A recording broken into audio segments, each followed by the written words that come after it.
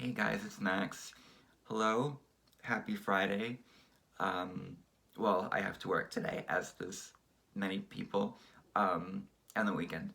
Uh, this is the seventh or eighth time I've tried to start this video, and I'm not sure if there's going to be a ninth or a tenth, but hello. I know I've been away from my YouTube channel for a while now.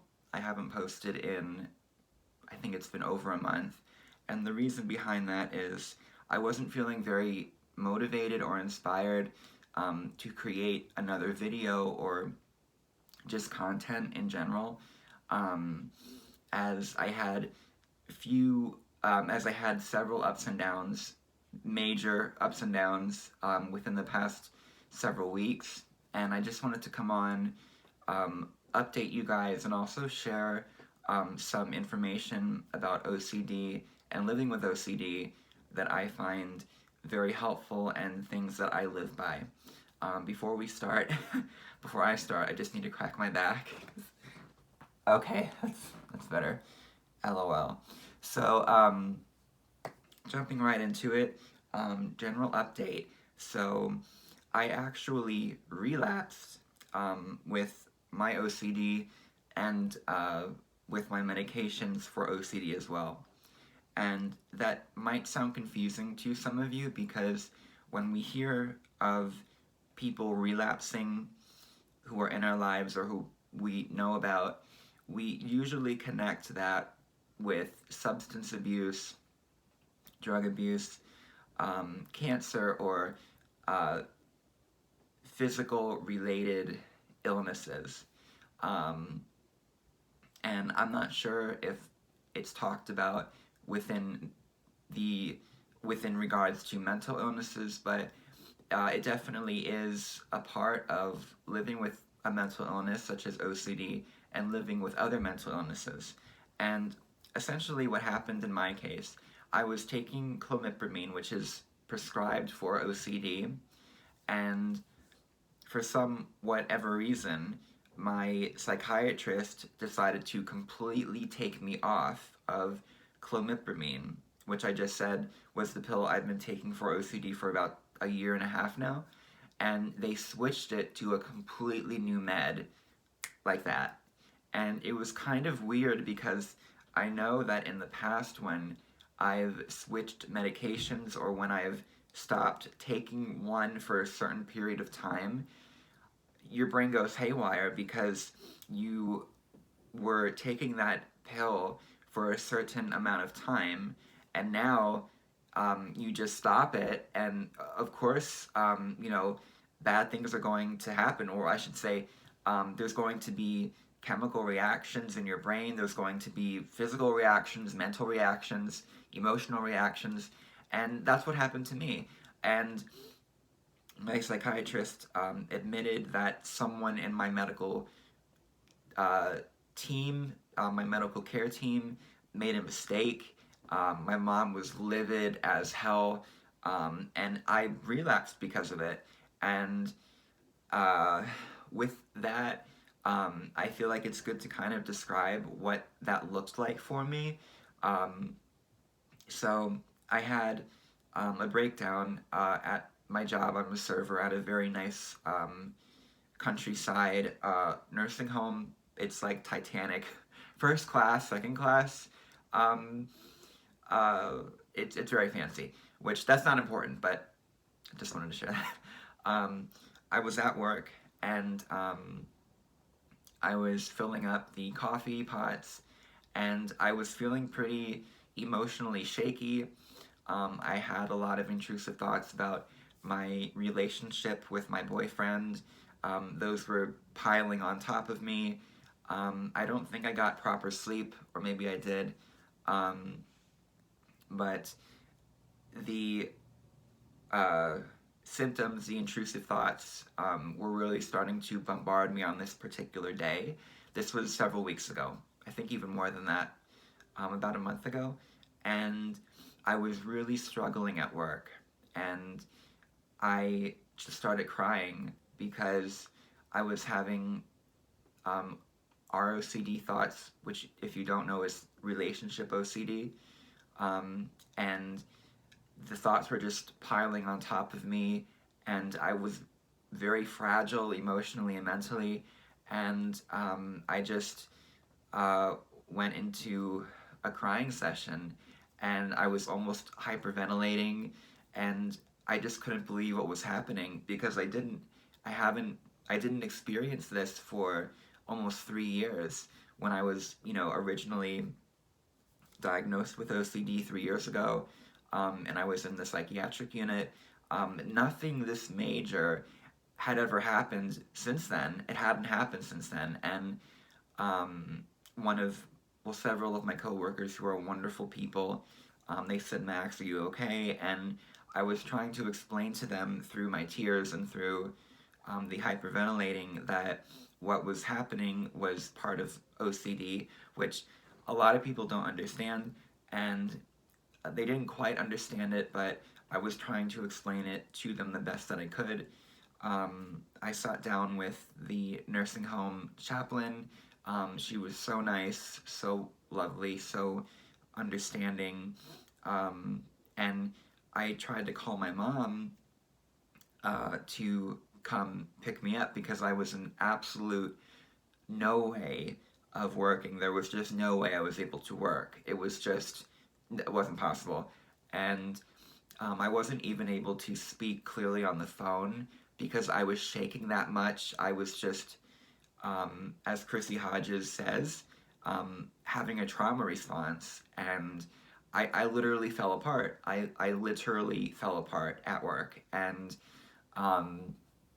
my mom eventually came and picked me up. I left my car at work, and then the next day, someone took me to work, my mom actually, and allowed me to pick up my car, take it home.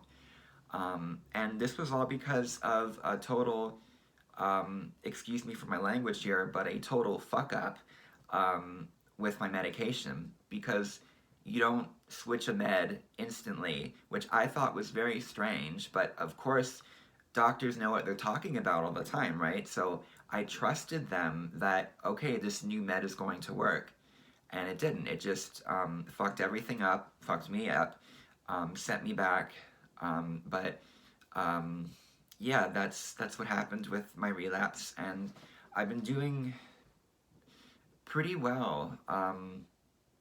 I wrote down a few things that I wanted to also share with you guys, and one of those things is OCD and work, along with ROCD.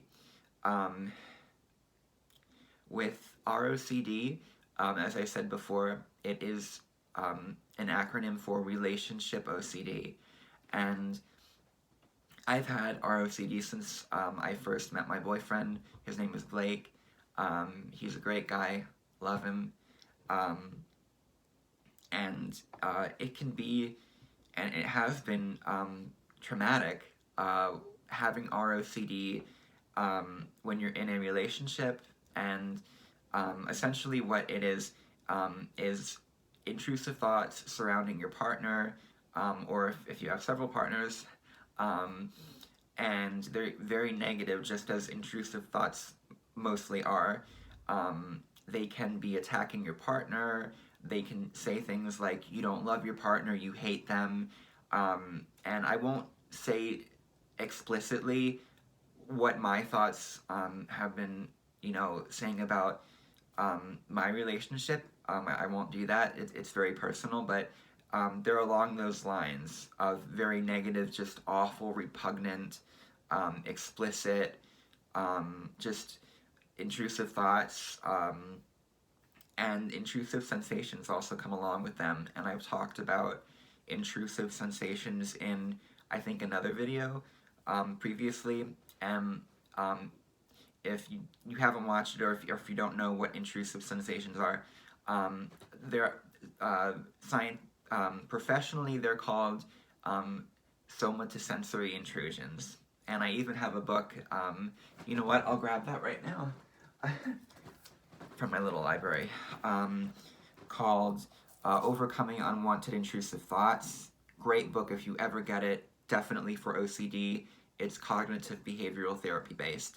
But in the book, it talks about one of the aspects of OCD along with intrusive thoughts. Well, in the book's case, intrusive thoughts. And that sufferers who have OCD or intrusive thoughts can start to develop intrusive sensations, feelings. And what these are sensations and feelings that we don't want.